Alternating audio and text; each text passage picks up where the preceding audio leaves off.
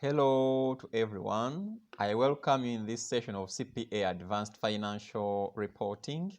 This is Senior Hannington, your accounting tutor. Today we want to look at consolidated accounts, but our main theme for today is equity accounting method under IAS 28, investments in associates and joint ventures. Now, as a student of advanced financial reporting, one of the competencies you need is to record and understand financial transactions for single companies and combined entities. So you can apply the knowledge you obtained from this video on combined entities. Remember, equity accounting method is covered under IAS 28, that is investments in associates and joint ventures. IAS 28 deals with the accounting for associates and joint ventures.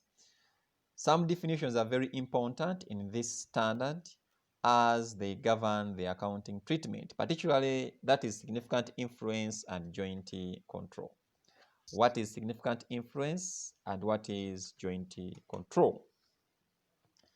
Joint control is the contractually agreed sharing of control over an arrangement, and significant influence, that is the power to participate in the financial and operating policy decisions of the investee, but is not control or joint control over those policies. So you need to know what joint control is and what significant influence is.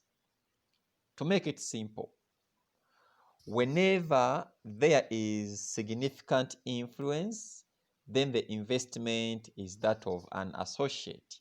And whenever there is joint control, then the investment can be classified as joint venture. Accounting for joint ventures, that is covered under IFRS 11, that is joint arrangement. So meaning that today we are going to put focus on the equity accounting method under IAS 28, and focus is going to be put on accounting for associates, not joint ventures. Though joint ventures should also be accounted for using equity accounting method, but that can be covered under IFRS 11 joint arrangement. Today we are going to see how do we account for associates under IAS 28. What is an associate? An associate, that is an entity over which the investor has significant influence.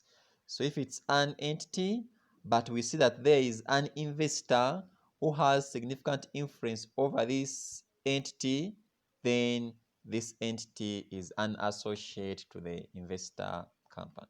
Remember, a shareholding of between 20% to 50% gives rise to significant influence, that is under IAS 28. Don't forget. Evidence of significant influence under IAS 28. Representation on the board of directors, participation in the policy making processes, etc. So those are some of the evidences of significant influence under IAS 28. Now, associates should be accounted for using the equity accounting method. The equity method should be used from the date significant influence arises up to the date on which significant influence ceases. So what is the equity accounting method? And how do we apply the equity accounting method in the consolidated accounts? The equity method. A method of accounting whereby the investment is recorded initially at cost and adjusted thereafter for the post-acquisition change in the investor's share of the net assets of the investee. So initially recorded at cost, then plus or minus the investor's share in the net assets, that is post-acquisition of the investee. The profit or loss of the investor should include the investor's share in the profit or loss after tax of the investee, and even the other comprehensive income of the investor should include the investor's share in the other comprehensive income of the investee. Don't forget that. Finally, we need to look at the application of the equity method in the consolidated accounts. Remember, the equity method should be applied in the consolidated accounts. We have to come up with a statement of financial position for the group, as well as the group statement of profit or loss and other comprehensive income. This method is only used if we are dealing with associates and the investor has significant influence. Now, in the group statement of financial position, always presents the investment in associate under the non-current assets at their cost, plus or minus the group share of the associate's post-acquisition profits or losses. Please, we use post-acquisition profits or losses. So meaning that if we have pre-acquisition profits or losses, we have to exclude them when computing the group share of the associates post-acquisition profits or losses. So always exclude the pre. In the group statement of profit or loss, we have also to show the group share of the associates profits after tax. So after coming up with your group gross profit, down there you can say group share of profits after tax of the associate.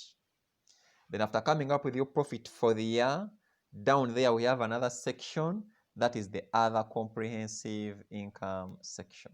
Now under the other comprehensive income section for the group, there should also be the group share of the other comprehensive income after tax of the associate. So that's how we apply the equity method in the consolidated accounts. So that was the equity method under IAS 28. So you need to master how to apply this method when preparing the consolidated accounts. Now, that's what I had for you today. Don't forget to subscribe to my YouTube channel, that is Tutor Key Master. Take care always. This is Senior Hannington. Please share this video with your friends who can benefit from it. And if you have any remark, feel free to add them in the comments below.